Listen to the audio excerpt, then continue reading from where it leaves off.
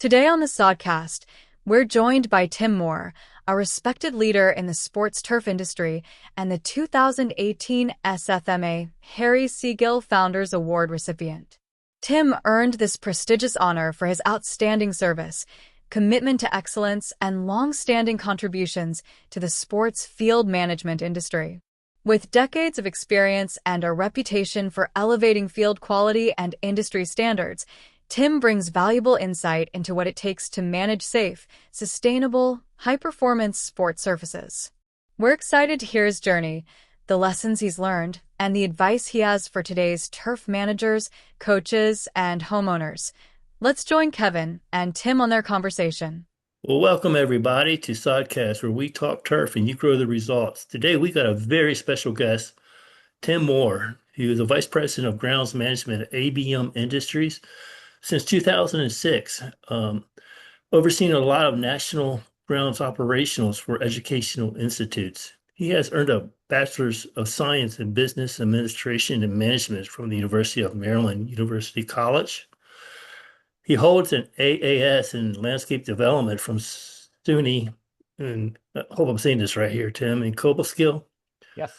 He has served on the STMA, known now as the SFMA, on the board of directors from January 1997 to January 2003. Very impressive. He's also the recipient. He also has won the STMA prestigious Harry C. Gill Award in January 2018. He was a sports field consultant at Newsom C from 2004 to 2011, where he developed management plans and provided training on infield and turf management. He held a position for the sports field director with Brickman from 2002 to 2004 and ball field coordinator for Montgomery County in Maryland from 1990 to 2002. Tim, welcome, and thank you for joining us today. Thanks for having me. Tim, can you tell the homeowners a little bit about yourself? Sure. Kevin, I grew up in northern New York along the Thousand Islands. I spent some time in the Coast Guard. I earned those degrees from both the State University of New York and the University of Maryland systems. I spent several years in commercial landscape maintenance and then over a dozen years in park maintenance focusing on sports fields. I was also lucky enough to work with a consulting team for Major League Baseball, prepping fields for professional use on 5 different continents for MLB exhibition, World Cup, and Olympic play. And the last 20 years, I've been managing the grounds operations nationwide for the largest facilities management company, focusing on school districts and universities. I'm married to my wife of 37 years, Linda, and I have 2 kids, Megan and Michael. Right. And that says a lot. This is a lot about the man you are. How did you get into this field, Tim? I mean, how did you find your passion and how did you know that this is what you're going to do? Because you have, when you speak, a lot of people listen. And I know you're going to laugh at that, but it's true. A lot of people listen when you speak. How did you get into this field? And how did you find your passion for this field? Well, you'd think that I had a passion for biology, but it all started back in trigonometry class. I was on our high school baseball team, and we'd work on our own field. Coach Holler, our baseball coach, took the greatest pride in his field. And I would stare out the second-story window from the second to the back row. That was right in front of Danny Spillman, just thinking about raking the base cutouts and grooming home plate. So after the Coast Guard, I studied ornamental horticulture, got my degree, and went to work for a large commercial landscape firm. Well, some of my responsibilities were sports fields at schools. So I got involved with the Sports Turf Managers Association, now the Sports Field Managers Association, and I got totally hooked. I used the relationships I built to help me navigate my way through the industry. I now get to help school districts and universities all over the country improve their curb appeal, their landscape sustainability, and sports field playability. Kevin, it is extremely rewarding. Yeah. Yeah. And you have got a remarkable track record. What advice out there could you give the homeowners? We have quite a bit of homeowners to watch this broadcast, and what can Tim Moore give to these homeowners out there? Well, I like to keep it simple, and keep it relatable. So I would like to say to homeowners out there, treat your lawn like it's a member of the family. It's a living, breathing thing, not unlike your kids, your husband, or a family pet. So it needs air, food and water, and grooming, just like others in your house. It needs air through aeration, food through regular fertilization, water through rain and irrigation, and grooming through regular mowing with sharp blades. You wouldn't shave with a year-old razor, so don't mow with a year-old dull mower blade. I sharpen mine about every 8 hours of use. No, wow. Okay, okay.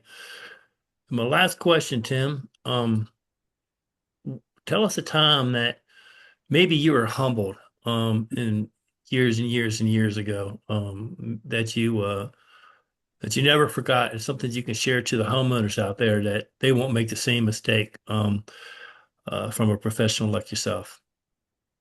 Well, Kevin, I've been humbled a lot of times, and Me I've too. gotten old enough to finally become, self-aware, so that when I'm humbled, I use it in the future so that I don't do it again, or I learn from it. So, I would like to say that one thing that perhaps homeowners can relate to is I was getting ready to fertilize a college baseball field by hand using a push spreader.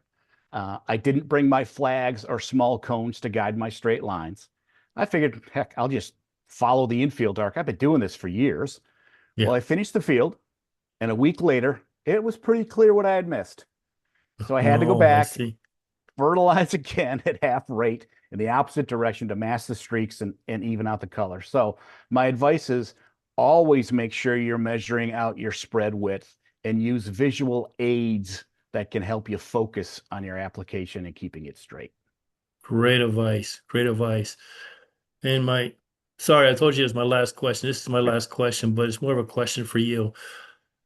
Um, what what would you add or anything that I missed? What would you like to add from maybe a question I didn't answer for homeowners? I mean, you have done it all. You have done the from the sales to putting in the sweat and blood into fields. I mean, you have done it all. You made your complete circle after circle after circle. So what would you like to add to anything that I might have missed? Kevin, I think I'd like to add, especially to our homeowners out there, that if you can, treat your lawn maintenance as a stress release activity. Use that time to get away, relax, forget about that awkward HR issue at work. Okay. Put your hearing and eye protection on, determine this week's mowing pattern, and have fun. You will be surprised at how good it can make you feel. I office from my home, and when I'm having a particularly difficult day, I'll go out and mow. There are weeks that my lawn gets cut 3 times. Lawn looks great, and I get my stress relief. Nice and great advice, Tim. Great, great, great advice. And just for the homeowners out there, Tim has really, when he speaks, a lot of people, including myself, we listen. He has done it all. He's been in the game for forever. And the industry is better for having him in it. So, Tim, thank you so much for joining us here today on Sodcast. Well, thank you, Kevin. And remember, we talk turf, you grow the results. Until Thanks next for time, tuning we'll in see you to the later. Sodcast. We appreciate you spending part of your day growing your knowledge and sharpening your skills. Until next time, we talk turf and you grow the results.